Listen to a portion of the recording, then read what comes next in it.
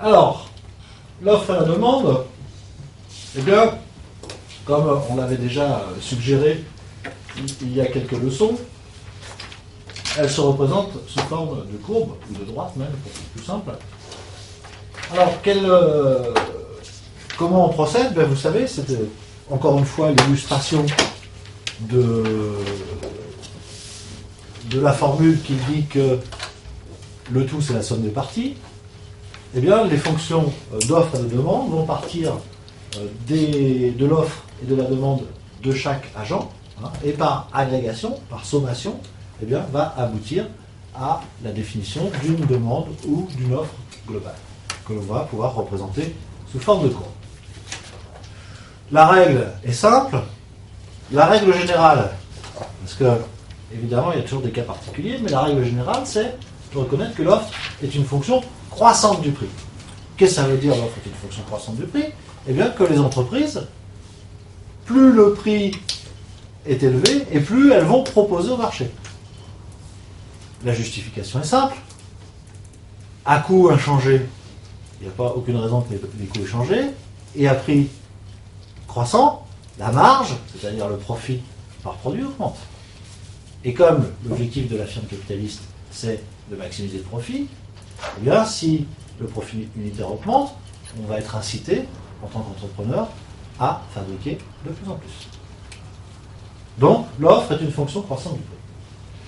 À l'inverse, en règle générale, et on verra un petit peu plus loin que ce n'est pas toujours le cas, mais en règle générale, la demande est une fonction décroissante du prix, c'est-à-dire que moins c'est cher, et plus les consommateurs achètent de grandes quantités. Voilà la règle générale qui fonctionne évidemment pour beaucoup de produits. Alors, quand on dit décroissante et croissante, décroissante du prix et croissante du prix, respectivement pour la demande et l'offre, en fait on ne sait pas dans quelle proportion.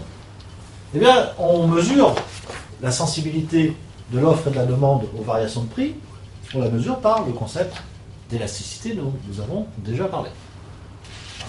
Qu'est-ce que l'élasticité? Bien, ça mesure les variations de la quantité demandée consécutives à une variation de prix. Cette variation soit une augmentation ou une diminution. Et on peut faire la même chose du côté de l'offre. Quand les prix de telle ou telle marchandise augmentent, cette variation de prix, mettons de 10%, elle entraîne combien d'offres supplémentaires? Normalement, l'offre doit être supplémentaire, puisqu'on a dit que l'offre est une fonction croissante du prix. Donc, ces calculs-là, pour arriver à connaître les variations de l'offre et ou de la demande par rapport au prix, eh bien, se font avec le concept d'élasticité. Pour l'interprétation, vous en avez besoin, pour l'interprétation des courbes d'offre et de demande, parce qu'en fait, cette élasticité, elle est représentée par la pente de la courbe d'offre ou de demande. Donc plus la courbe de demande est pentue, et moins la demande est élastique. Autrement dit, quand la courbe de demande est verticale, eh bien, ça veut dire que la demande est totalement rigide, totalement insensible aux variations de prix.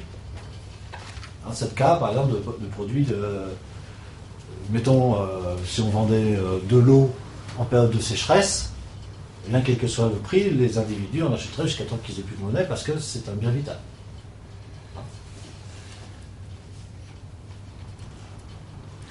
Il y a rigidité, donc, quand une grande variation de prix entraîne une petite variation de la quantité offerte ou demandée. Et à l'inverse, il y a une grande élasticité quand une petite variation de prix entraîne une grande variation de la quantité offerte ou demandée. Alors, voyons maintenant les conditions de la variation de la quantité offerte ou demandée. Donc c'est l'interprétation de ce qui se passe sur une courbe d'offre et de demande. Alors, je crois qu'on va passer le slide suivant, et donc on va revenir sur l'explication de ce graphique. Donc, on va voir comment ça se passe quand la demande varie, ou l'offre varie, et quand donc la courbe d'offre ou de demande et ou de demande se déplace. Donc, cas d'une augmentation de la demande globale. Alors, on voit la courbe de demande, c'est la courbe rouge, ok, et on voit qu'on passe de D1 à D2.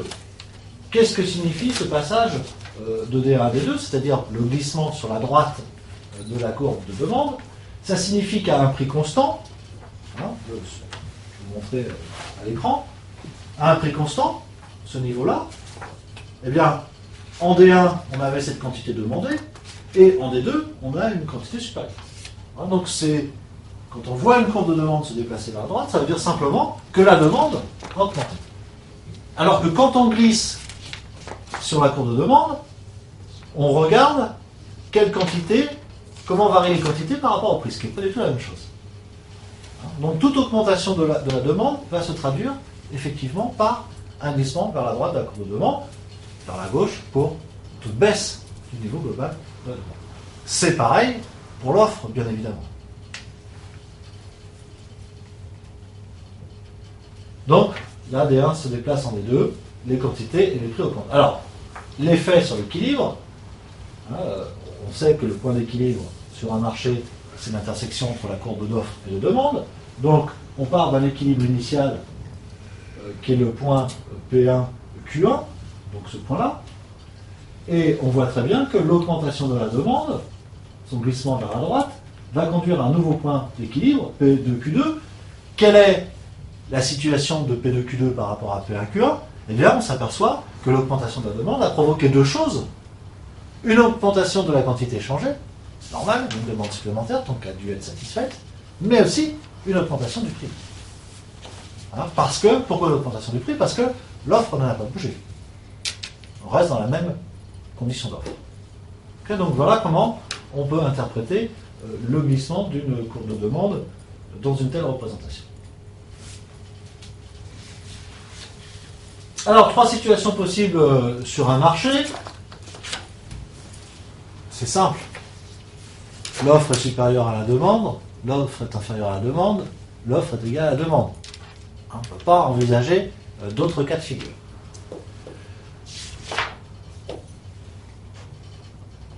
Alors, on reprend donc notre schéma d'offre et de la demande que je vous ai promis tout à l'heure et que je n'ai pas commenté. Donc, qu'est-ce qui se passe là? Évidemment, au point P1, au prix P1.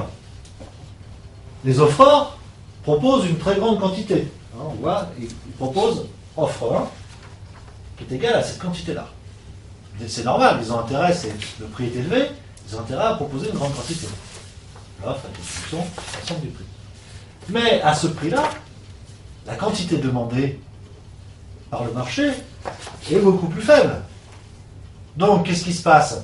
Eh bien, entre D1 et O1, entre le niveau de quantité demandée et le niveau de quantité offerte, eh bien, la différence, c'est la surproduction.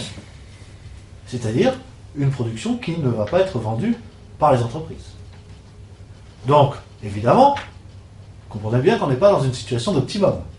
Une partie de ce qui a été produit ne pourra pas être réalisée sur le marché. Donc, il va se passer un processus de tâtonnement. Concrètement, ça veut dire quoi? Les entreprises qui n'ont pas vendu leurs produits, si elles ne le vendent pas, elles font faillite. Donc, elles vont baisser leur prix en dessous du prix du marché pour attirer la demande. Mais ce faisant, leurs concurrents, on est dans un monde où l'information est parfaite, leurs concurrents vont les imiter. Et petit à petit, le prix va diminuer. Et les quantités de surproduction aussi. Et les quantités demandées aussi. Et par tâtonnement, progressivement, on va arriver au point d'équilibre. Où là, un maximum d'offreurs et un maximum de demandeurs vont être satisfaits. Donc c'est là où les quantités échangées vont être maximales et le prix va satisfaire un maximum d'agents économiques. Hein, donc le mécanisme, ça va se faire par tâtonnement. Ça. Le marché n'est pas spontanément totalement à l'équilibre. Il gravite autour du point d'équilibre. C'est ça l'idée. Deuxième cas de figure, l'offre est supérieure à la demande. C'est ce cas de figure, je m'excuse, que j'ai évoqué tout à l'heure, hein, mais donc il y a un autre cas de figure où la demande est supérieur à l'offre. Hein. Dans ces cas-là, voilà. Donc je vais faire le commentaire inverse. La demande est supérieure à l'offre. Voilà, la demande, on est ici, on est en D2. Et à ce niveau de prix, la demande est très forte parce que le prix est très attractif pour la demande. Mais s'il est très attractif pour le demandeur, il est assez faiblement pour les offreurs. Et donc, eux, à ce prix-là, ils ne proposent que cette quantité. Donc, là, il y a une pénurie sur le marché. Hein, la différence entre D2 et O2, c'est la pénurie du marché. C'est ce qui manque pour satisfaire la demande. Qu'est-ce qui va se passer? Eh bien, il va y avoir un rationnement du consommateur par le prix. Ou, si vous préférez, je ne sais pas si ça va venir de la demande ou de l'offre, mais certains demandeurs, peut-être, vont proposer un prix supérieur au prix P2 pour être sûr d'être servis. Mais ce faisant, les autres, pour être servis, vont aussi adapter le prix proposé à ce qu'a fait le premier à oser cela. Et petit à petit, le prix va augmenter.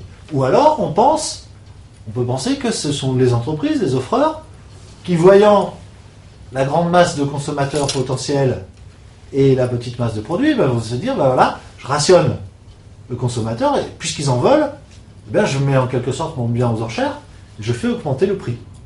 Jusqu'au moment où ben, j'aurai juste le nombre de demandeurs nécessaires pour vendre toute ma production. Alors, on ne sait pas très bien dans quel sens ça se passe, mais ce mécanisme de tâtonnement va jouer aussi dans ce sens-là. Et exactement de la même façon que ce que je viens de vous dire pour une situation où l'offre est supérieure à la demande, eh bien, on va revenir par tâtonnement, progressivement, à une situation d'équilibre. Donc voilà, si vous voulez, comment concrètement on a envisagé ce fonctionnement du marché de concurrence pure et parfaite. Donc ces représentations, c'est des choses qu'on vous dit peut-être pas souvent, l'offre et la demande et tout ça, on ne le dit pas toujours, mais implicitement, on est dans le cadre de la concurrence pure et parfaite. Quand vous voyez des courbes d'offres et de demande qui se croisent comme ça, puis on vous dit au milieu c'est le point d'équilibre avec tel et tel repère, en termes de quantité, vous êtes dans des hypothèses et dans le modèle de la concurrence pure et parfaite implicitement. Troisième situation, évidemment, l'offre est égale à la demande, et vous l'aurez compris, quand l'offre est égale à la demande, eh bien c'est l'intersection de la courbe d'offre et de demande, c'est ce qu'on appelle le point d'équilibre ou l'équilibre du marché. Donc là, prix d'équilibre, quantité d'équilibre, et on s'aperçoit que ce prix d'équilibre, eh bien finalement c'est un optimum économique. Alors, mécanisme de tâtonnement jusqu'à l'équilibre, vous avez compris, hein, on n'arrive pas pile poil directement sur le prix d'équilibre, ce serait très très difficile à expliquer. Donc le marché part toujours d'une situation de pseudo-déséquilibre et petit à petit va arriver à une situation d'équilibre, une sorte de mécanisme spontané. Les marchés donc gravitent toujours autour du point d'équilibre, alors un peu supérieur, un petit peu inférieur, mais ils sont toujours à proximité. La concurrence pure et parfaite a donc un super avantage, c'est qu'elle assure une régulation automatique entre l'offre et la demande. Enfin, c'est ce que les concepteurs du modèle pensent. Donc il n'y a pas besoin d'intervention, ce sont les forces du marché qui en elles-mêmes portent les conditions de leur régulation. Ça c'est extrêmement important. Les prix d'équilibre sont des optimums au sens paressien du terme. Donc, c'est quoi un optimum de Pareto? Eh bien, c'est à ce point que le plus grand nombre d'agents est satisfait. Donc, première condition de l'optimum. Et deuxième condition, c'est surtout ça le plus important, c'est que dans cette situation-là, je peux toujours améliorer le sort d'un offreur ou d'un demandeur, en augmentant ou en baissant le prix, mais ce sera toujours au détriment d'autres acteurs. C'est ça un optimum au sens de Pareto, c'est que si je change quelque chose pour un acteur, je dégrade la situation d'autres acteurs. Donc le progrès de l'un ne peut être réalisé que par les pertes de l'autre. C'est ça que je suis en train de dire. Donc on ne touche à rien. On ne touche à rien parce que, en ne touchant à rien, c'est là où le maximum d'acteurs va être en situation d'optimisation économique.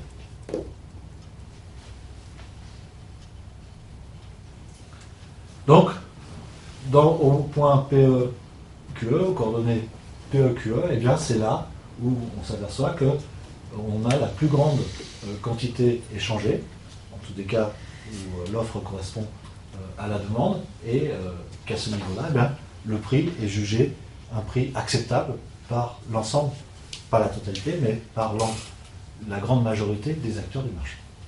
Et on ne peut pas avoir un plus grand nombre d'acteurs satisfaits que dans cette situation d'équilibre.